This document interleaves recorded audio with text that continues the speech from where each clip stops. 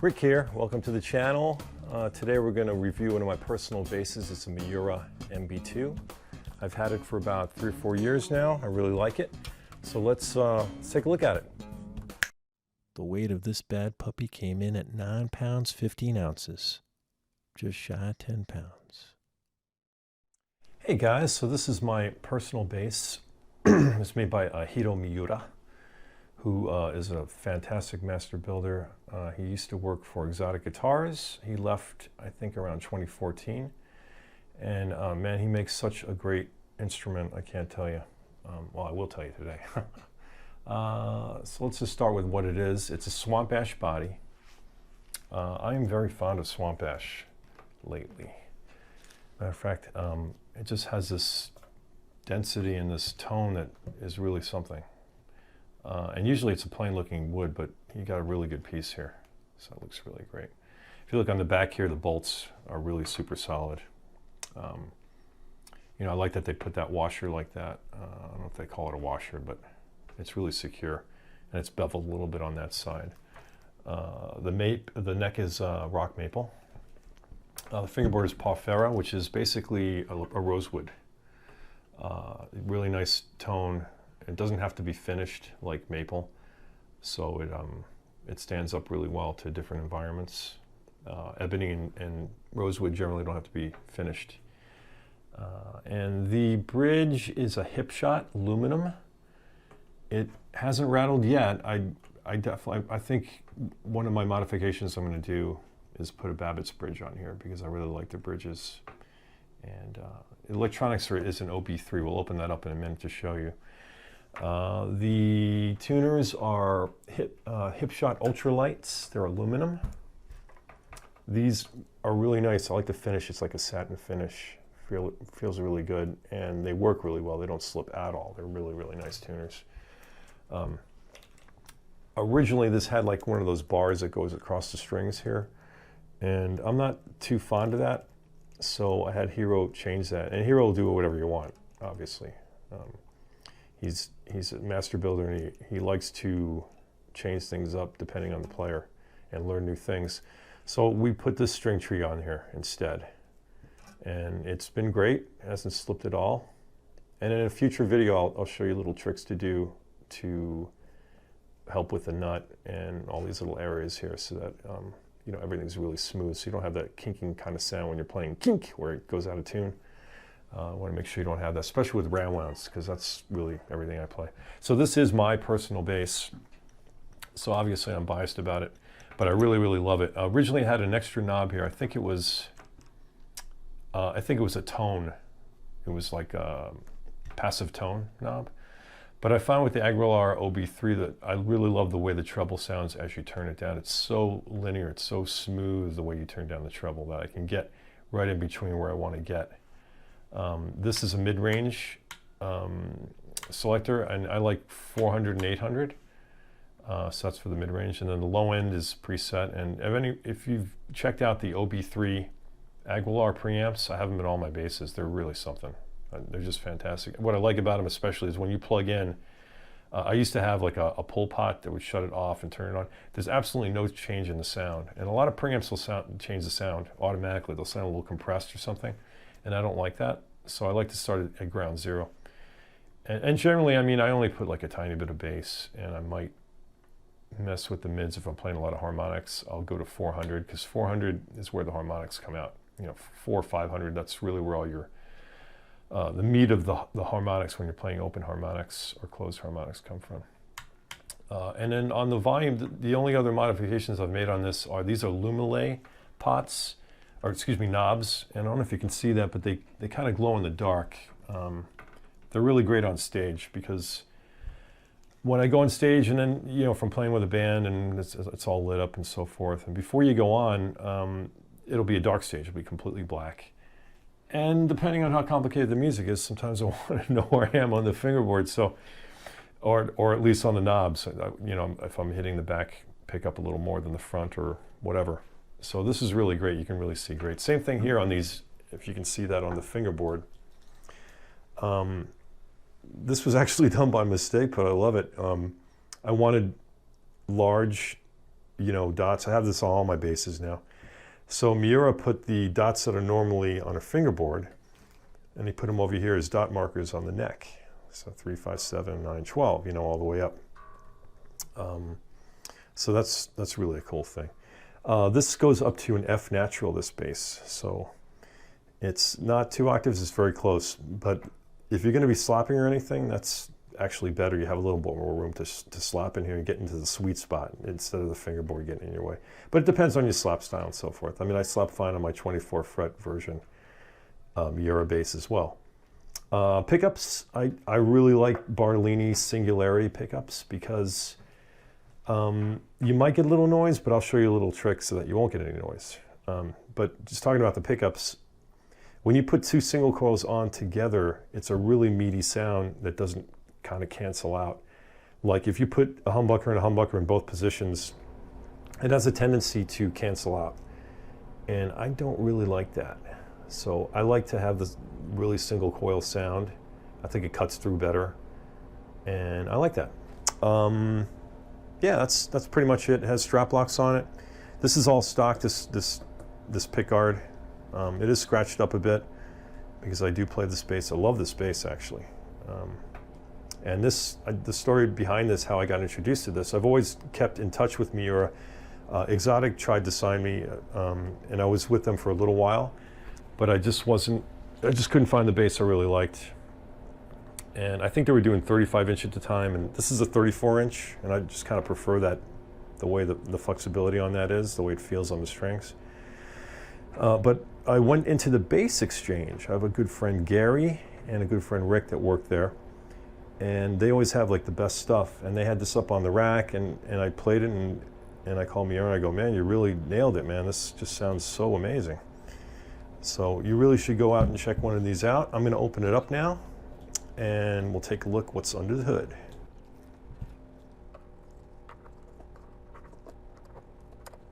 Okay, so what we have here is the Aguilar OB3 in there. What's masterful here is, and you're not going to get this from every builder, he took the time to put copper foil shielding inside the entire cavity. And when I say entire, I don't know if you can see everything here. It's entirely in the cavity, and it's also over there, so that make contact to the back plate. So you have, what you're creating is sort of like a Faraday cage in a way. You're keeping everything shielded from noise, any kind of electronic interference, magnetic interference. I think that's really great. I really like that. I'm a big fan of that, and a lot of builders won't take the time to do that. So that's a really nice thing. This is on 18 volts. I got these little covers. They're pretty cool. Kind of keep everything isolated pretty well. I think I got them on eBay. I'll put the link on below. I'll put the link for all this stuff. And of course, if you can buy it off the link, that helps me. But no need to do that if you can't. But it does help me. And let's close this up. And I think we're gonna. Oh, one more thing I want to say actually. The pickups are also shielded. So let's put the screws back on really quick.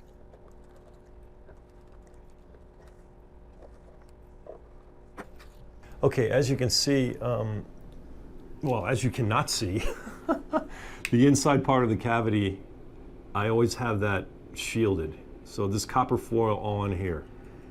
And I kind of learned that from Miura. He turned me on to that years ago.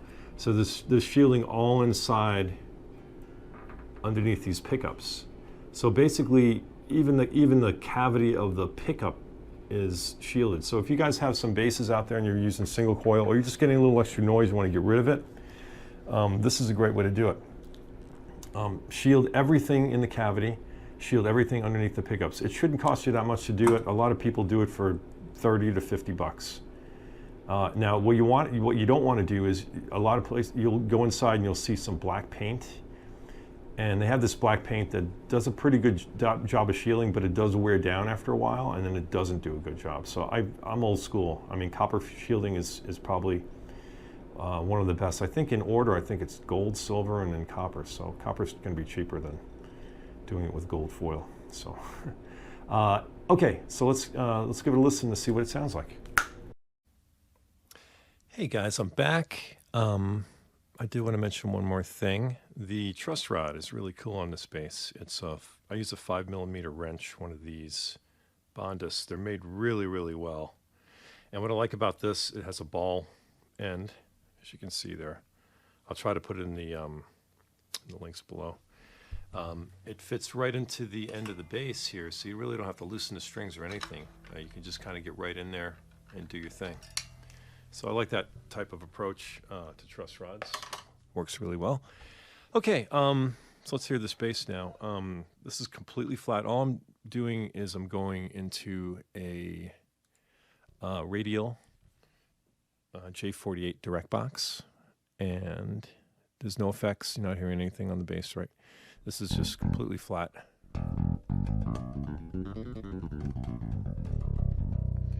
I think that's both pickups on at the same time. Let's just double check that. And I'm going to turn it up just a tiny bit as well. Here we go.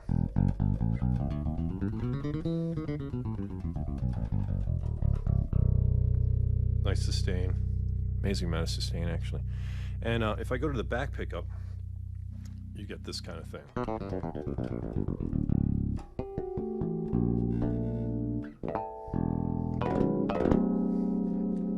So, you know, the harmonics come out really nice on that. And I have my mic on right now. I don't know if you're hearing a little bit extra high end, but I'll turn it off right now for a second.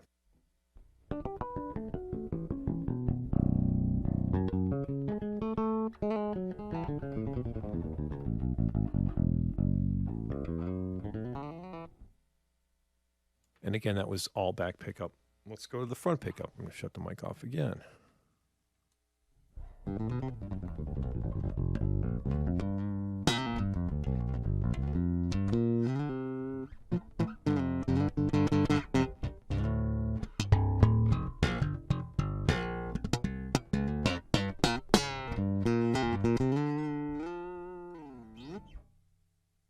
And now both pickups on at the same time. Let's see how that sounds.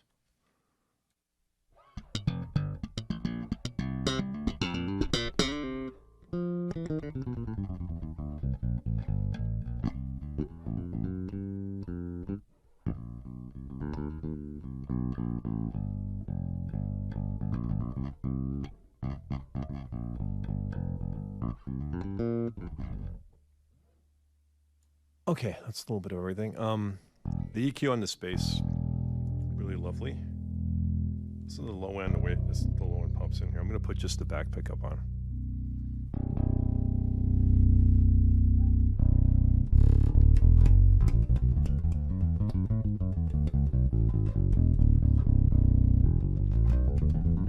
Let me shut off the vocal mic.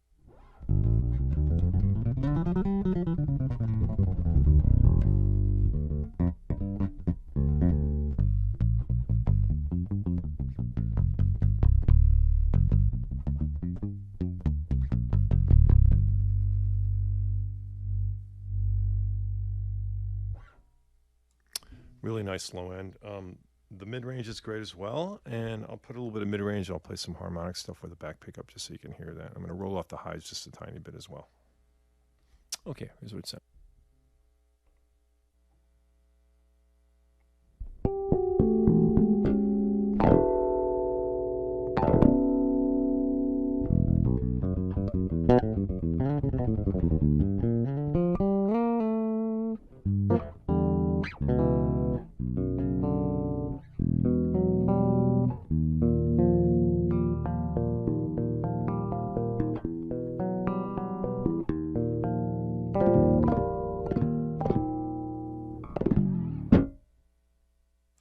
Okay, and that was all dry and everything. I think I'm going to put a tiny bit of reverb on here so you can hear it kind of in context, what it would sound like. And I'm going to play along with drums as well. You know, it's really interesting. You can go to a music store, try out a bass, sounds great, whatever. You take it home, it doesn't sound great. It's almost like you need to play the bass with a drummer to really find out, you know, what it can do. And we don't have a drummer here today, but I do have a drum machine. So we're going to do a little bit of that as well. And this is the Pure Plate from Universal Audio. It's a really nice Really nice for bass because let me see what the settings I have. I have about 2 seconds, about 2 seconds right now, 2,000 milliseconds, and I'm cutting everything below 180.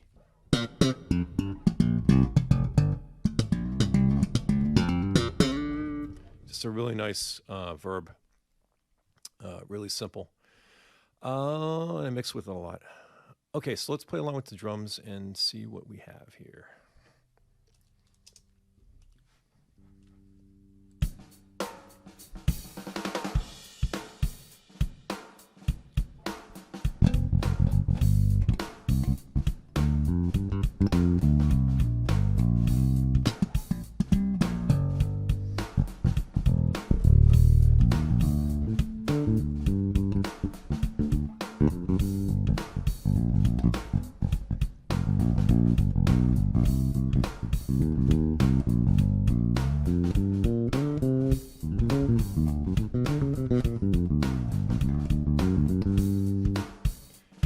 Here's just the back pickup.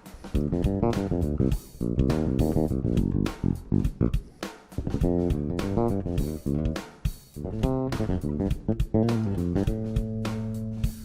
adding a little bit of bass and a little bit of mid-range.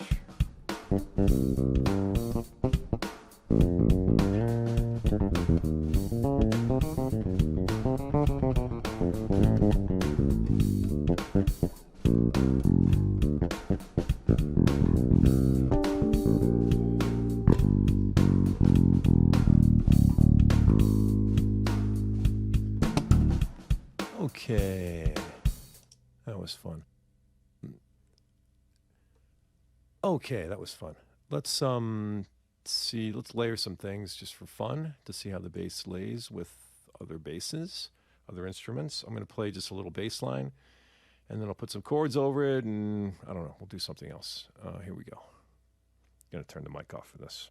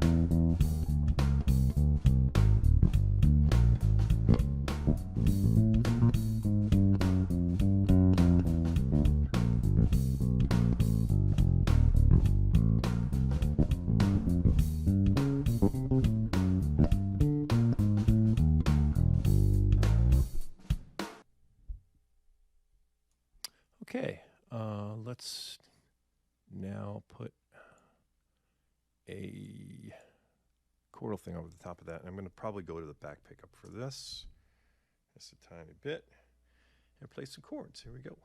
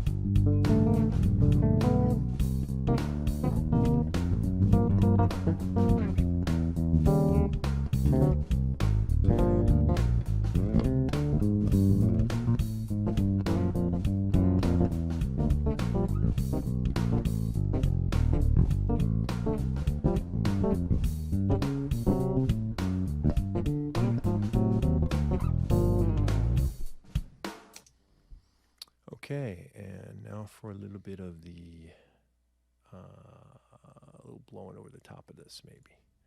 Let's try that now. I'm going to pan that second bass over to the left a little bit. Here we go. And again, everything's as flat as possible. on this stuff. There's no EQ at all. I mean, not to say that I wouldn't do that if I'm mixing. I'm just doing it now for showing off the sound of the bass, how good it sounds with nothing on it. Let's do a little bit on this now, a little solo on it.